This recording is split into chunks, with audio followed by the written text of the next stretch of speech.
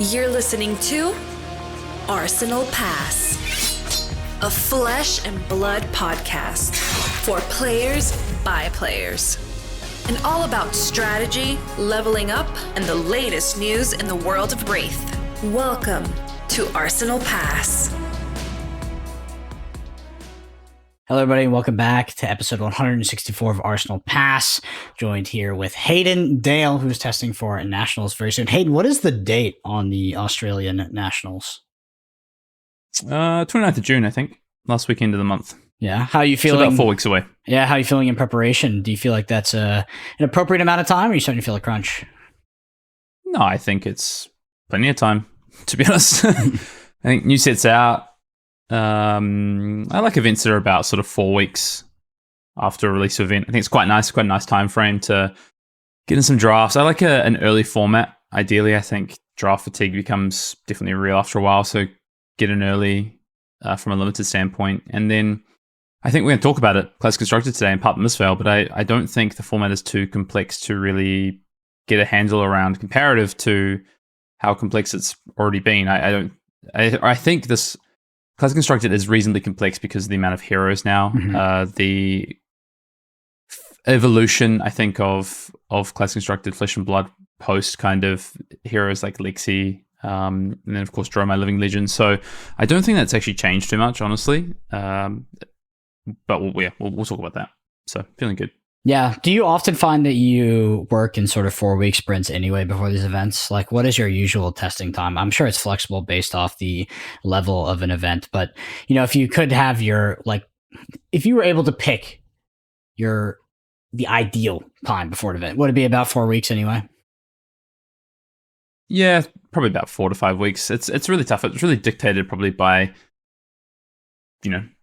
job, personal life, etc. So I don't want to spend too long in sort of testing. I mean, I really like a cadence of kind of playing a couple of games each day. I think we've spoken about this on the pod. That's kind of my preference. So 4 to 5 weeks kind of works nicely. It's like first 2 weeks of kind of discovery period, and then the final 3 weeks of kind of locking a deck and testing and tuning. It's kind of what done for the last few Nationals. Nationals also falls at quite a nice time of year as well. I think it's, if you look at something like the PT, for instance, you can take LA or you can take previous PTs, or even I think when Amsterdam comes up as well, the timing on that can be a little bit tough. I think especially they can come quite quickly after other events. So usually it's like Road to National season or ProQuest season.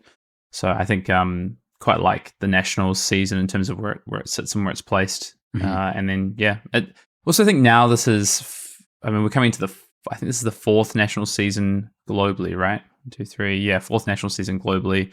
Some countries have had this will be their 5th Nationals, which is crazy to think about from a Flesh and Blood standpoint, right? Just age of the game and just evolution of the game. This will be the 4th Australian Nationals, for instance. So I think, just kind of preparation time, and you just get used to it when you play a lot of these events. I think you just get used to having less preparation time, more comfortable with that, more comfortable with how you prepare, how you want to spend your time. And I'm not spending more time on this upcoming Nationals than any other event, for instance. If anything, it's probably going to be a little bit less time, just given life circumstances. Mm-hmm. So, but no, I feel pretty good. And I'm keen to talk about the constructed format because I'm definitely playing some constructed this past weekend. Pre-release, of course, this past weekend as well, to get out to a pre-release event. Obviously, played the world premiere for Part of the Mistveil and the Calling. So played a lot of Part of the Mistveil, MST, sealed already. But did want to get out to a pre-release this weekend. So, and what I like about the pre-releases now is that stores are kind of, from what I'm finding, I'm not sure what it's like in your area, Brendan, but they're running them like Friday evenings a lot of the time, doing Saturday, Sunday, but some also doing like Monday evenings now as well, which I think is quite cool to allow people to try and get to those events where maybe the weekend doesn't work for them as well, whether it be family commitments, other commitments, things like that. So managed to get out to a pre-release on Friday evening, and it was good. Yeah, for some context, the Flesh and Blood scene in Dallas prior to MST, and this could be just on the back of the Pro Tour, on the back of heavy hitters, but it was not very lively, to be honest. Like a lot of nights were not firing. They had been conflicted with other nights, with other games maybe coming up, but it does seem like it changed a bit for Part to Mistveil. I saw multiple pre-release actually cap out, which has not been a thing in the past. So it seems like people are very excited for the set. The set really, I don't know. I think this says marquees a lot of changes in the Flesh and Blood strategy in terms of just how the booster box was laid out. And of course, you have the better sealed experience, or what looks like to be interpreted as the better sealed experience with the 30 card cap and the 8 packs. But also at the same time, I do find that we saw sort of hints of it in previous sets, but just a lot of these chase cards, people really want to open some of these full arts. Of course, you have the gold pack. It just gets people excited and gets sort of butts and seats when it comes to something like a pre-release. Yeah, I mean, it's pretty crazy for one of the biggest, the biggest city in the world to. I never said it was the biggest city in the world. Someone actually came up to me in Japan and made reference to, Dallas being the biggest city in the world, Brendan. So you'd love that. It is a big city. I did have people come up to me in Atlanta this past weekend that were listeners of Arsenal Pass, which was funny. I was also wearing my Arsenal Pass jersey as well. I love it. It's funny. We actually were for part of Mistveil calling and world premiere. We actually were in the largest city in the world, right? So for sure. Yeah. Anything else you want to say? I guess about the weekend Flesh and Blood. I feel like there's a lot of. We're going to get into the news, I guess, in a bit. There's been a lot of kind of announcements and things over the past 2 weeks. We didn't cover all of them last week because we spoke in depth about MST Sealed, and want to make sure we circle back and cover some of those. Yeah, all I know is that maybe I ended up on the very weird side of Twitter, but I saw a lot of positive sentiment. Actually, mostly negative sentiment when it comes to Classic Constructed, then very positive for the sealed experience and the limited experience, which is not the usual. You should provide some context for that because I actually haven't. I kind of stay away from Twitter a lot. I like using Twitter to engage, but I use only the following tab. I never use the For You tab. Ooh, that's a good idea. So I actually take it a little bit farther. I don't even log in on my main account. I log in on a separate account that doesn't follow like most people. That sounds worse. No, because like as soon as somebody pops up on that account that is negative, I just kind of get rid of them. So I only kind of see the positive stuff. It's like my new tailored experience. But in regards to sealed, seems like a lot of people really enjoyed the depth of the format. They really enjoyed the 30 card cap, and they particularly enjoyed the more amount of packs. So they felt like they're making more relevant deck building decisions. Class Constructed, honestly, bro, I don't put any weight on that. And people are going to bitch about Class Constructed we could get the best set of Flesh and Blood's life and people would complain about it day one. Doesn't matter what game you play, day one constructed impacts of a new set, there's going to be some bitching. Mm-hmm. What's just to set the scene, I guess, for our conversation on Classic Constructed? What have you seen? I haven't seen too much about Classic Constructed. Most of the things I've been seeing people talking about limited. Yeah, Enigma's not fun to play against, too powerful. Kano's too good, which we got to talk about that. I don't know how they live in the same universe, but maybe I'm just not up to date with the Kano v Enigma matchup. But yeah, most of the people complaining about Enigma, talking about Illusionist in general being a bit of an unfun play experience and being toxic to the game. I mean, bro, we've seen this all before. Let's be real. This is classic. You release a new Illusionist and people are just like, the gameplay is so bad. But I honestly, personally, haven't played against Enigma. I've just been seeing the sentiment online. I saw a lot of cooked tier lists for sure, but they could be right for sure. Yeah, I saw some wild tier lists. We'll get into it though. Okay, you can save that. Yeah, I'm interested to hear what you've been seeing. Let's get into the news. This is actually prior to the world premiere, but this comes into effect with the Part of the Mistveil set release, which is new comprehensive rules update, which includes some changes I think are interesting. So the first one's like pretty simple, which is the legendary keyword only applies to constructed. This we talked about this in limited because of obviously things like stir the pot, etc., and the name, the changing in the wording of legendary as a card text as opposed to a subtype, and how that works. This one you might find quite interesting, Brendan, which is the changes to card-based buff versus event-based buffed. So I'll explain this. This is the easiest way to explain this is forked lightning. Okay. Yeah. So in the past, a little bit non-intuitive, right? Forked lightning existed as a card that was a single source, right, but had two instances of damage. So if you buffed Fork Lightning, let's say with a card like previously Stir the Eighth Winds, right? Your Fork Lightning would deal 2 arcane damage plus the 3 from the Stir the Eighth Winds, plus another 2 arcane damage plus the 3 from the Stir the Eighth Winds, so it'd be 10 damage, right? As opposed to the kind of 2 and 2, it's 5 and 5. But something like prevention effects only worked for the source, right? So, Null Gloves, for instance, you could only prevent 1 damage if you had 1 source of Arcane Barrier. So that's changing. Oh, God. Which I think makes sense, right? So basically what's going to happen now is that prevention effects operate on the events of damage, not the card damage. So you could effectively Arcane Barrier both instances. Yeah, so definitely unplayable now. I mean, that was the reason that card was playable in the past, but I mean, it's already been power crept out in terms of, Stir's been banned and like Blitz and stuff like that. Yeah, anyway, I think even if Stir wasn't banned, like it would not be playable in Class Constructed, maybe in niche scenarios, but Fork Lightning for sure not playable. Yeah. I mean, I feel like it hasn't been playable for a while, right? Very long time. As soon as Aether Wildfire came out, like you just couldn't do. There's just no reason to do the Stir Fork thing. The Stir Fork thing is very intensive on your resource base.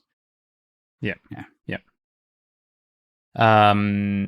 So then also event-based buff. So effects that apply to events of arcane damage only apply to events and not the whole card itself. So they talk about Fork Lightning here again. I think Fork Lightning is a great example because obviously it's very clean. It just says deal 2 damage, deal 2 damage.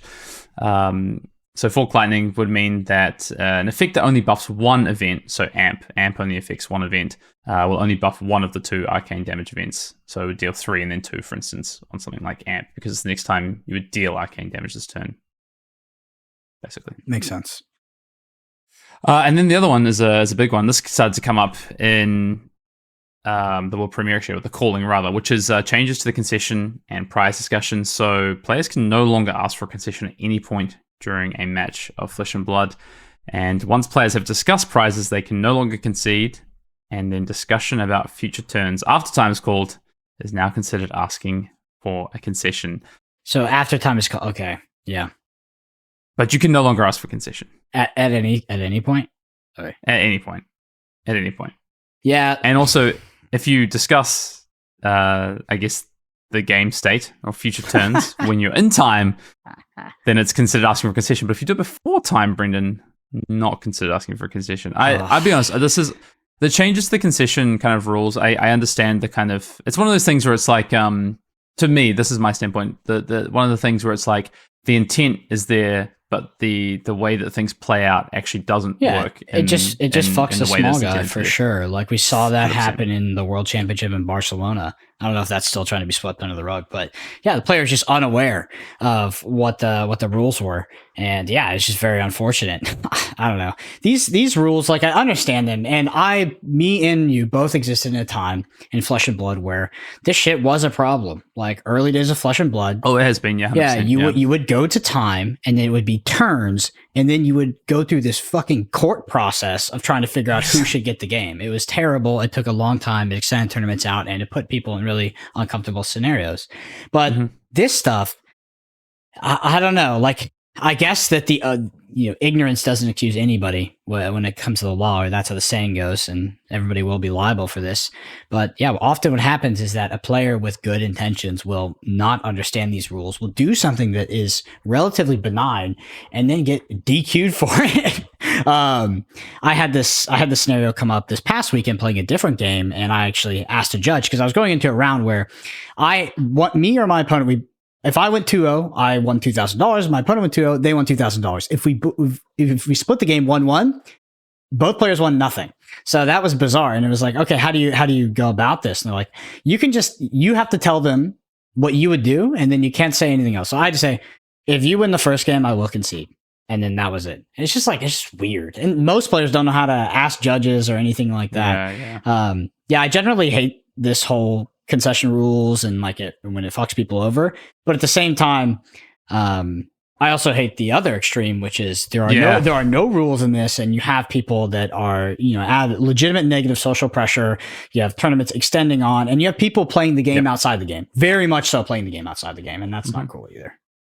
Yeah, actually, so that's the funny thing. I completely agree. I think that's the worst side of it. Like, the thing is, like, these rules are intended to get people to play the game and let the result of the game be determined by what happens on the board purely, right? Which I completely support. And I think I can't think of a better way necessarily to do this, right? So I'm not going to say that I think this is a terrible policy change. I don't think it is. I think it makes sense, right? again, the intent versus how it ends up playing out is always kind of the issue. But ultimately, I think that, like from my standpoint, I'm just there to play games of flesh and blood. Like that's whatever.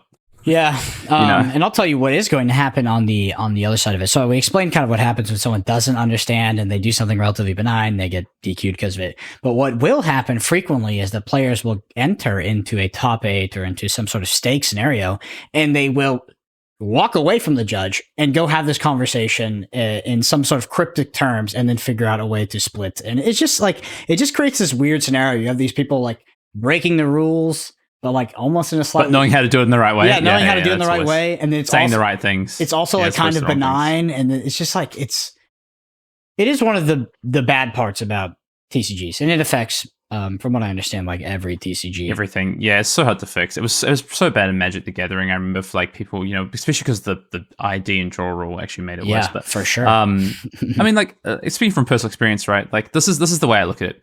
PT1, right? I sit down for my last round. I'm playing for winning of top 8 of the Pro Tour, right? My opponent is not. If they win the event, they will finish 9th. I don't say anything. We play the game, right? Because, like, okay, say that I win that game. Great. I win in top 8, right?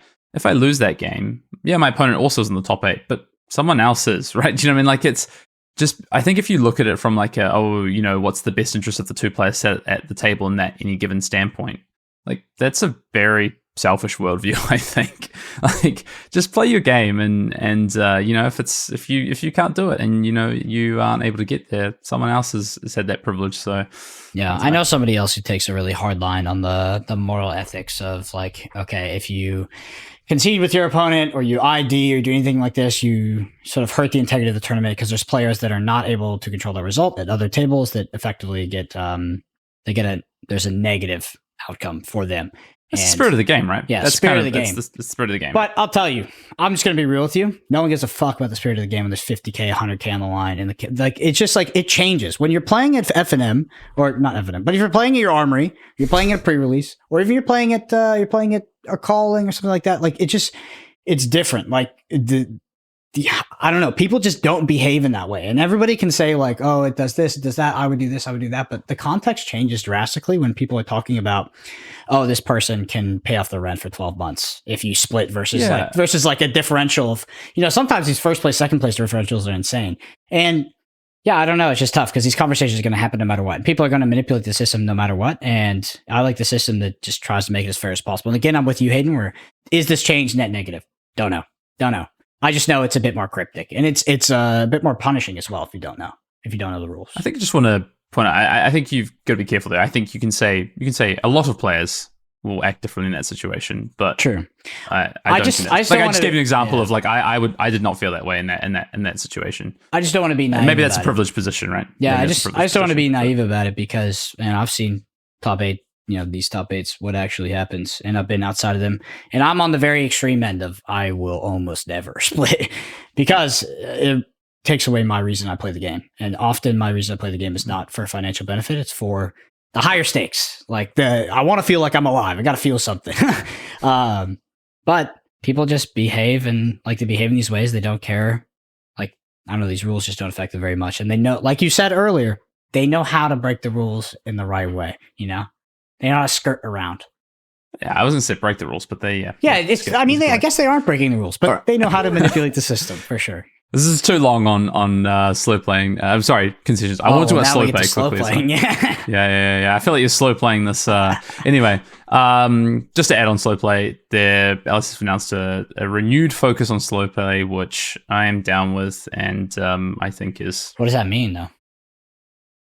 Basically, that the judges are being told to monitor more for slow play, to enforce slow play more, and to focus on the way the rules are written around slow play. A lot of players don't. That also encourages players to make. Yes, that also encourages players to understand what slow play is, and to make sure that they are calling judges if they feel that they're in situations. Well, let's explain that. So slow play is not when your opponent is taking a slightly longer time, and then you might go to time, and now you call them for slow play. Slow play is you take 20 seconds to make a game action, you pass the turn over to your opponent, and they take fucking 8 minutes. The round may have just started, but that is slow play. And people they rarely call judges for that stuff. They often do it in in the context of the match, calling slow play to be like, okay, I need to finish this. But yeah, your opponent taking, 2 minutes, 5 minutes plus to think of a single game action is slow play at any given point. And it does feel like, because there are table judges, maybe not on feature, like sometimes on feature though, that do not enforce slow play. They do not. Yeah. Renewed focus. All right, Commander Cookout time. I did say last week I got an in-person question, Brendan. I got a handwritten note. I want to throw to that question. So this week's Commander Cookout question. Well, first of all, actually, if you want to get your questions in for the Commander Cookout, you can definitely do so.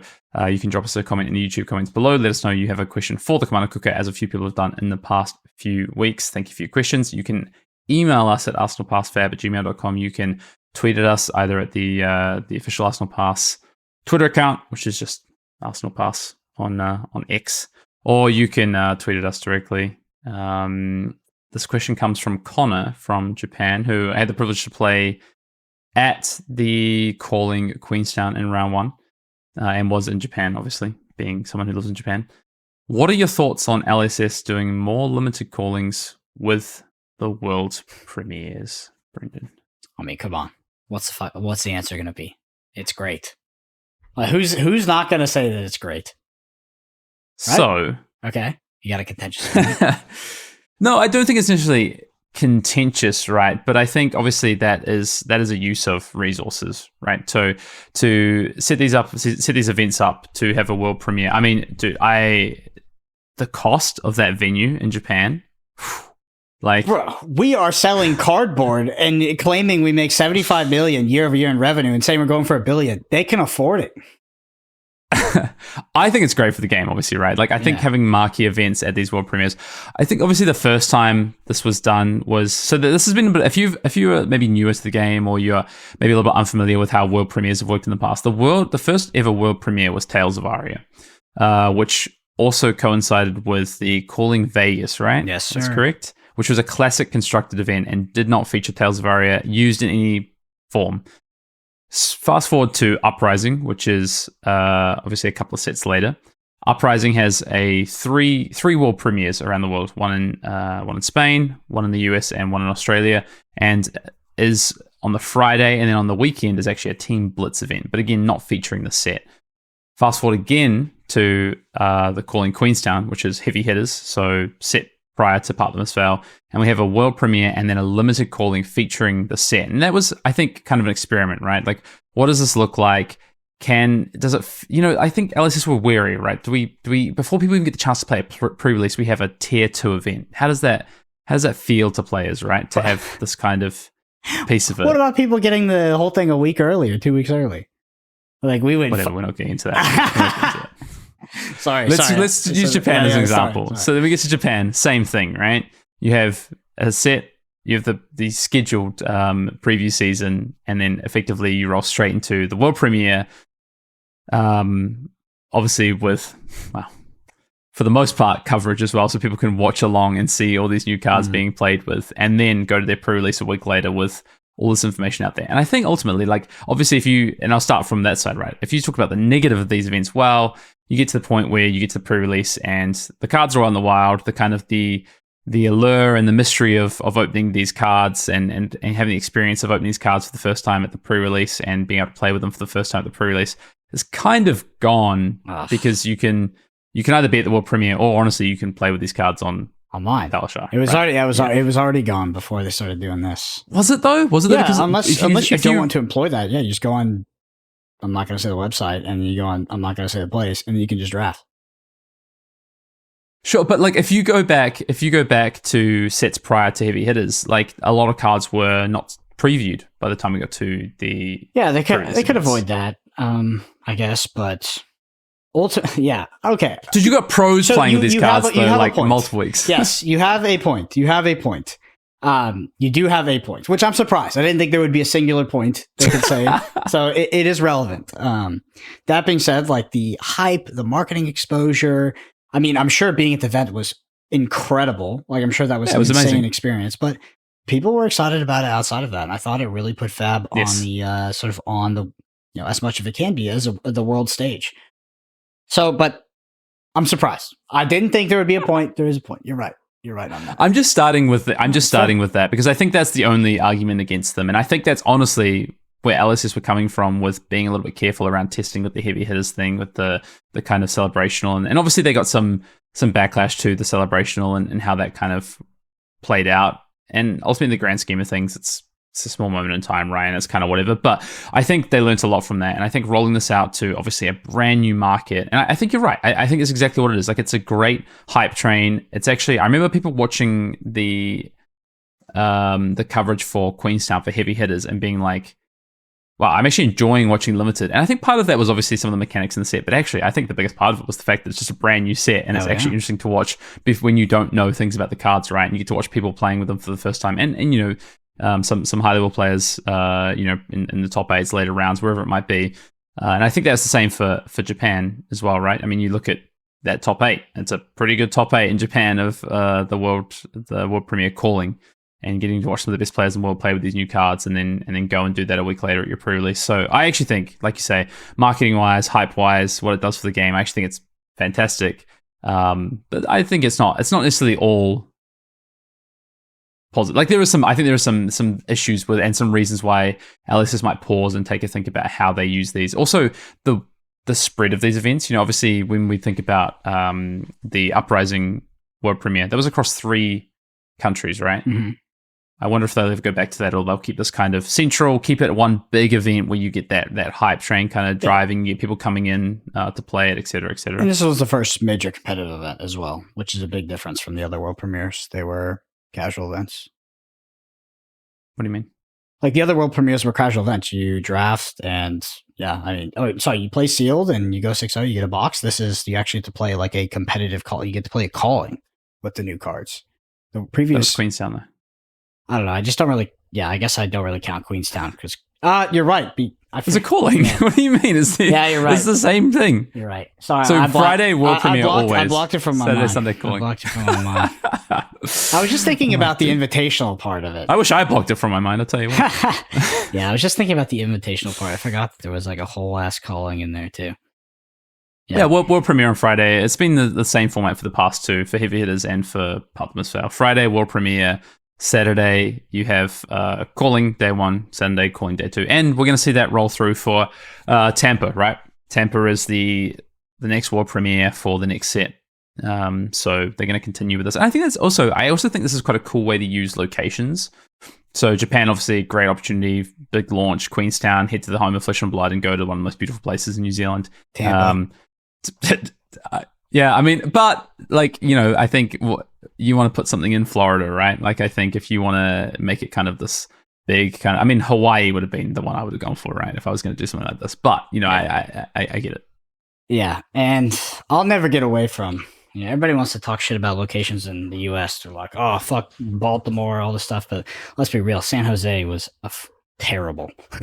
San Jose was the real bad location. That was crazy. I feel like half the PT got robbed. It was so bad. Yeah, we're in a tent. I kind of like San Jose, but yeah, good to eat some nice food. Yeah, next time I'll stay with you, because where I stood, I don't know where I stayed. We said it was fine, but I was just, you know, I was on coverage and it was just like, oh, here's our play in the top 8, had all of his cards stolen, and then like just like all these other people were like, oh, we got mobbed or we got robbed and all this crazy. I think Jacob Pearson got robbed, the developer.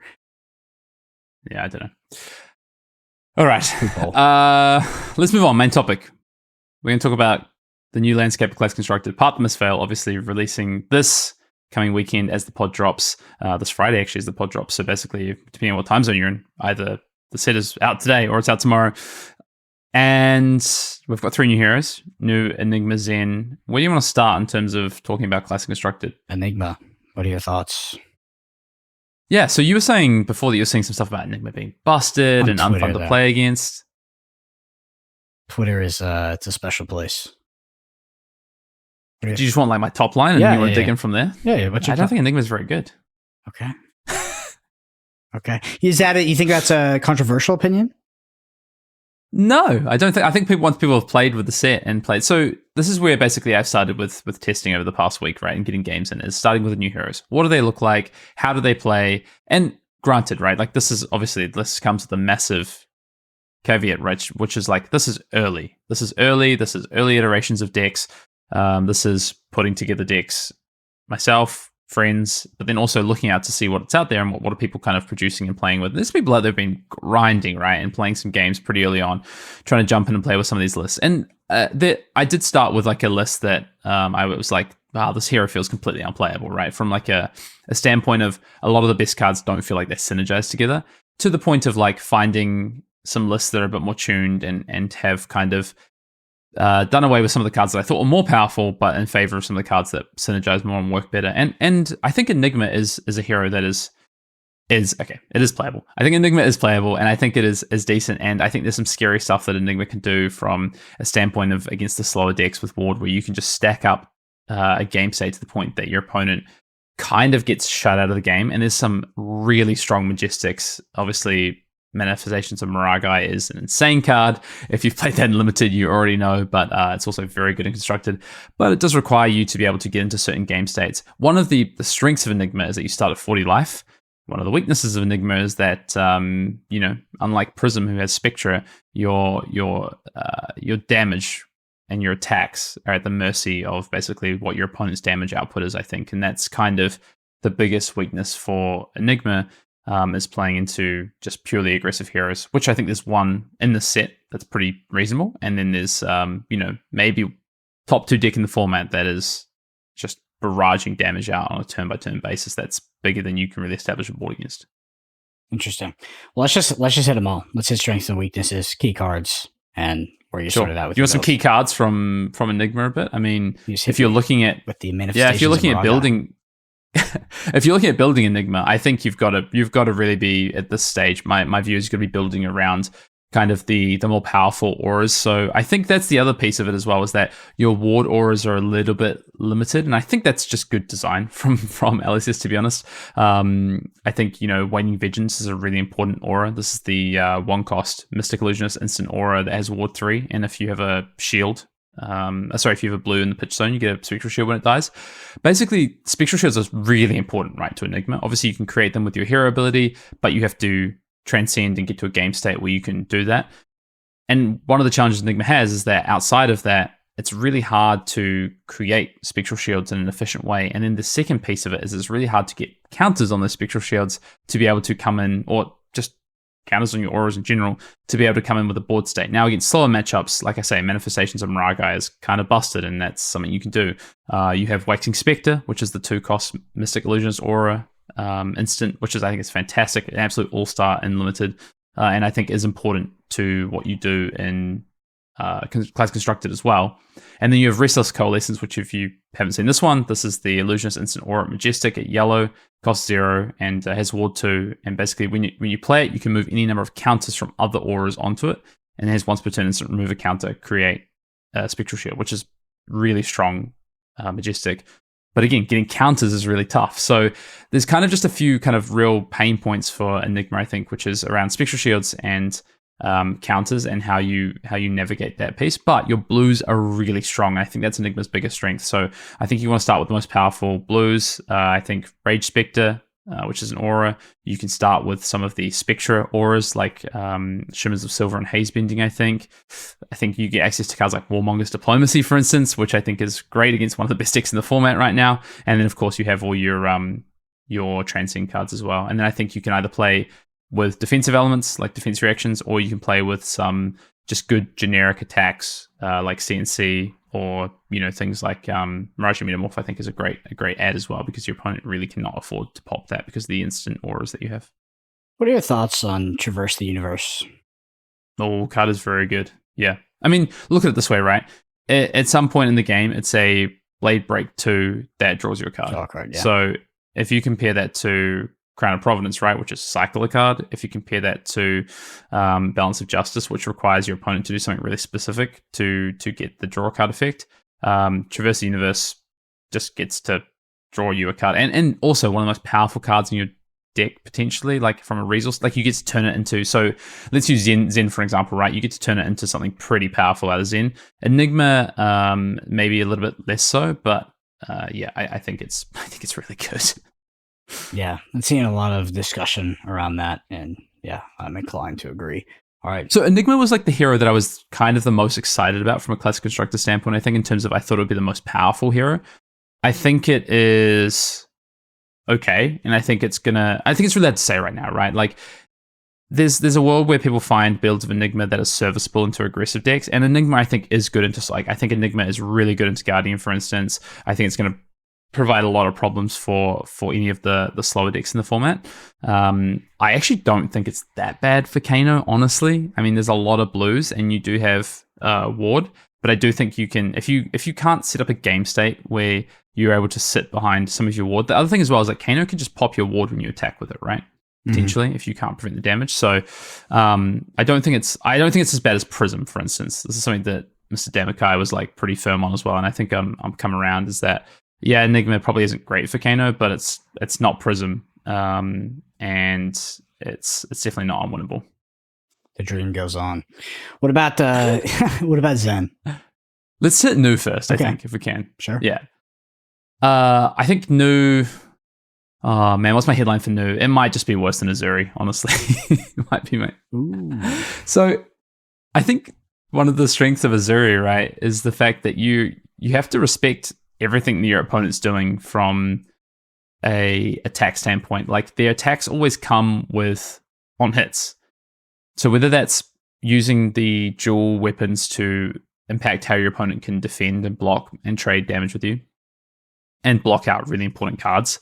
And then also the fact that you have this kind of, the switch ability to put these cards into play, turn your stealth cards into these really threatening effects, right? For an efficiently rather than pitching for them. So, like CNCs, shakedowns, etc. And I think on the flip side of that for Nu, obviously what's really powerful is if you can get to the standpoint where you get to use this in-game ability, then I think you can do some pretty strong stuff, right? But your opponent has to have the blues to be able to do it. So I think you are going to come into these decks that are, again, a little bit slower, that have these blues, I think Nu can really shine. Guardians, for instance, take some of those blues. I think that's a really good matchup for Nu. But I think outside of that, if decks can kind of ignore what you're doing, and you don't draw your Leave the Witnesses and your CNCs and maybe even your Death Touches at the right time, I think it can be a bit tough because Nu's damage output isn't as high as some of these other aggressive decks. So I think basically what the challenge is going to be for Nu at the moment is I think Nu's actually pretty reasonable. I think the grand scheme of things, I think it has access to potentially some better cards and some better end games than Azuri. So it's actually, I don't think it actually is worse than Azuri, but I also don't think Azuri's bad right now. I think Azuri might be in a pretty reasonable spot. So I think for Nu though, it's going to come down to how do you build it? Do you build it as this more kind of mid-rangey, kind of even maybe defensive deck that looks to set up into in-game standpoints? Or do you actually play this as a more aggressive deck and take advantage of the fact that you can then at some point in the game maybe hit one or two key blues from your opponent? Because I think if you're not being aggressive and you're not forcing cards to be sort of banished and hitting cards off the top of the deck, I think it is kind of if you're playing against particularly aggressive decks, your opponent can kind of just ignore it and put all the pressure on you, and I think that's a challenge. Better or worse than Arachne? Oh, I think definitely better than Arachne. I actually think probably it's better than Azuri as well, just because you do have, again, access to this really powerful in game, but also you have cards like Siren's Call, which I think is really good, and yeah, I also Sacred Art Desires is Undercover Desires is pretty good. Mm-hmm. Sure. Also, sorry, just quickly, the headpiece, Mask of Reoccurring Nightmares, that's obviously like one of the most powerful in-game things I think you can do as well. This is the Mystic Assassin Equipment head that has Blade Break 2. It's legendary and says once per turn, attack reaction, 3 chi, target defending hero banishes a card from their hand. So you can start to turn your pitch, your blue, into just a card from your opponent every turn is pretty good. So that's crazy. That's a repeatable effect. Yeah, exactly. That's the thing, right? I think that's actually one of the most powerful things about Nu. Like I haven't played as much with Nu, but Dan was messing around with Nu and trying a few different strategies. And I think if you are gonna play Nu, I think where I'd be focusing is like Mask of Reoccurring Nightmares, working out if I do play into a deck that has a decent blue count, or I'm gonna have the time to be able to like use my hero ability at least once or twice in a game, what does that look like? Like, how do I get into that game state? And then what does just the most robust kind of main deck look like from like a damage standpoint? Like, which stealth cards do I want to play? How many do I want to play? I honestly think it's probably not many. Because I think that's actually maybe the weakest part of the hero ability. But then, yeah, you've got other ways to banish stuff as well. For sure. All right, let's talk about Zen. If I'm reading between the lines, it kind of sounds like Zen is your favorite. Like, I know you've talked about Enigma, you're excited about Enigma, but it seems like Zen is where your head's at in terms of power level. Yeah, I don't think I'm most excited about Zen, but I think it's the most powerful. And this, again, like this is week 1, right, of a new format. And it could be because it's the most linear hero. It has the most obvious kind of interactions, I think, and has a really clean kind of identity from a game state standpoint, at least right now, which is that you have access to some pretty huge damage turns in the deck. And what that basically looks like is kind of you have really powerful equipment. So you have the Traverse the Universe. You can go. I think this is the hero that can do the most egregious thing in any given one turn with chi, with access to chi, because effectively with a chi card, you can go and find a specific piece of a combo that can deal a lot of damage in your deck. And also it gives you an extra card. And an aggro deck that gets to play with a 7-card hand is pretty insane. And that's honestly like close to what Zen can do. So obviously you have the Traverse Universe, which goes and gets you a chi, but then you also creates a Crouching Tiger when you pitch it, and you're turning that chi into one of the best cards in your deck. And then also you have Stride of Reprisal, which is the Mystic Ninja equipment legs, which is when it defends, it's got Blade Break, create a Crouching Tiger in your hand. So you can effectively set up this kind of combo turn with those two equipment, which is really strong.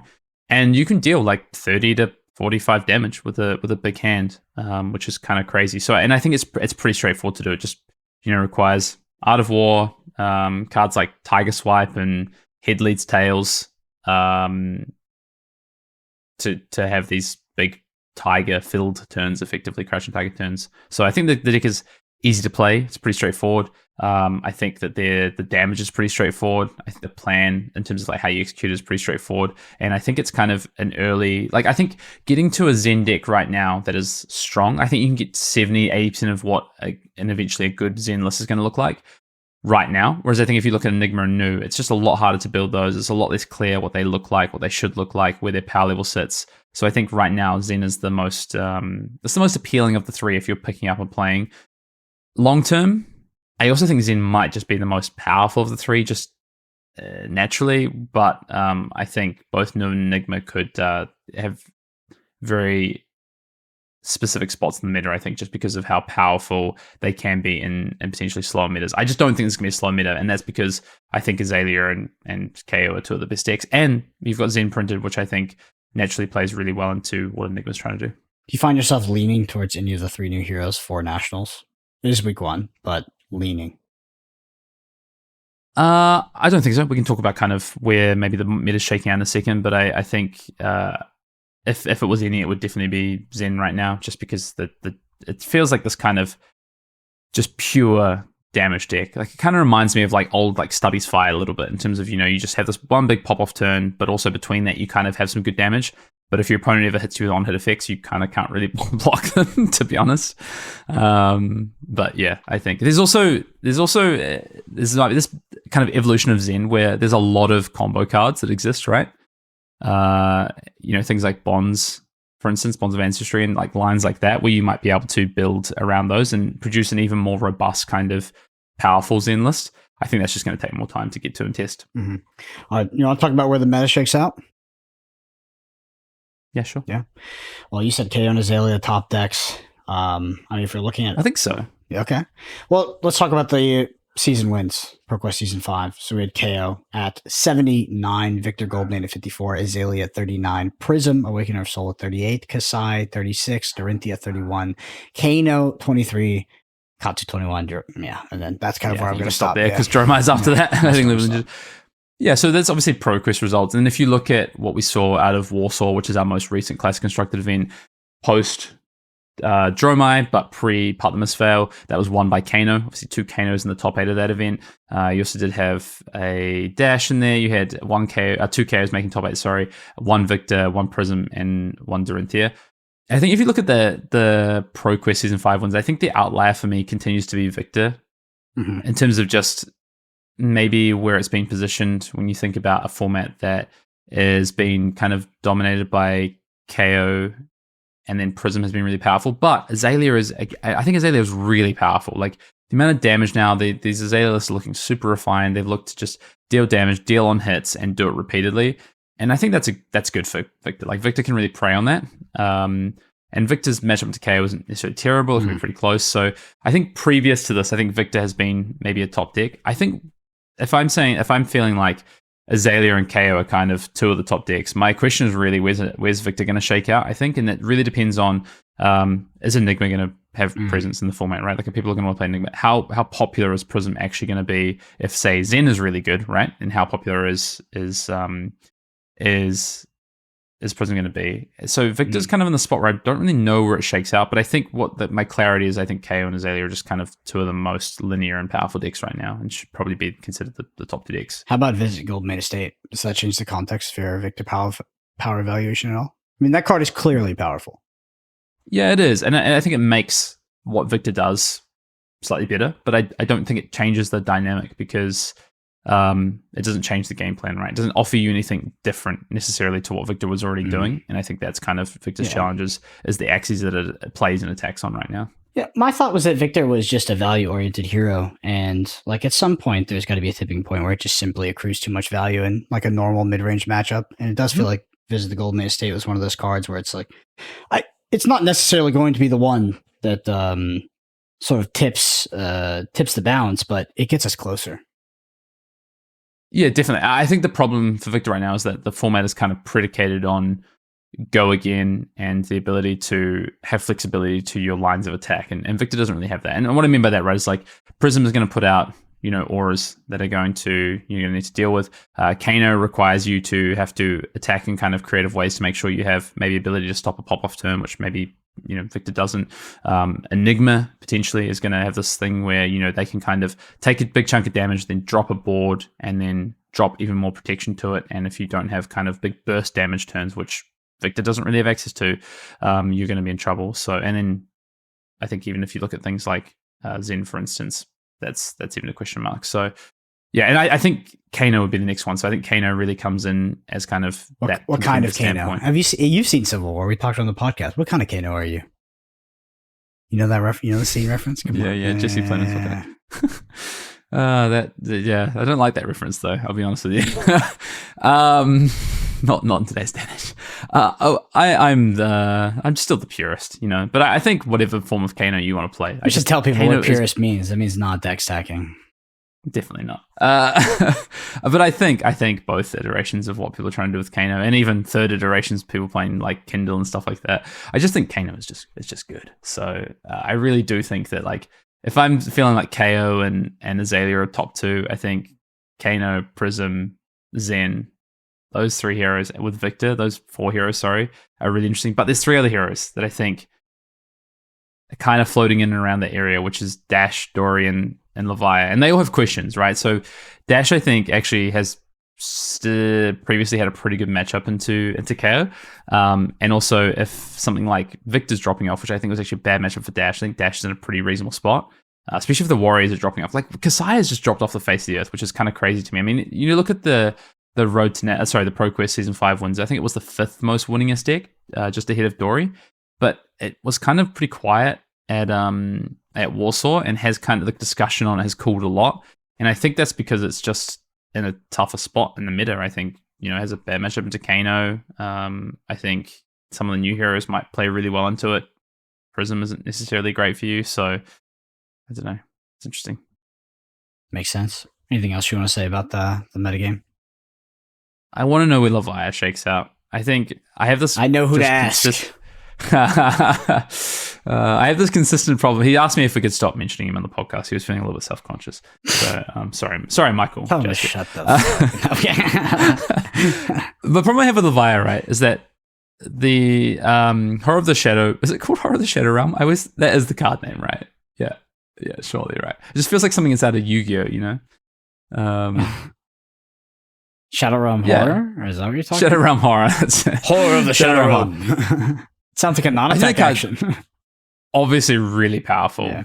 but it doesn't solve the issues that fundamentally plague Leviathan, which is that you get into game states where you're taking blood debt damage, and you have to play in a way that's going to put you into those positions, and your opponent gets the opportunity to potentially play you into those situations, or play in a way that's going to end games where you take a chunk of damage because you've had to put yourself in those positions. And sometimes it doesn't eventuate, right? Sometimes you just kill your opponent and the blood debt never matters, or you take incidental blood debt damage or whatever, and it doesn't matter.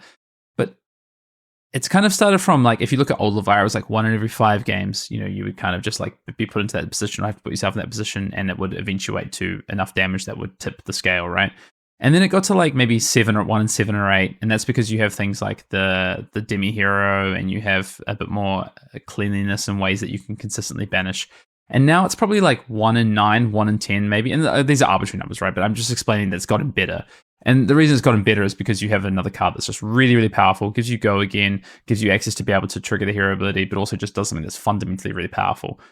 But it doesn't solve the fundamental issue of the hero, which is these kind of states that blood debt puts you in. So I just think that, for me personally, I think, yes, at some point probably it gets to the point where it's so powerful that you can just, you take that, right? It's like, okay, I'm able to average 18 damage per turn off 4 cards, so whatever, my blood debt doesn't matter. But we are, in my view, not at that point, and for that reason, I don't think the Vire is a contender. Look, it's going to win nationals, I think, right? It's going to top 8 nationals. It's probably going to win some nationals. It's going to do well, but I don't think it's in the echelons of KO and Azalea. That's for sure.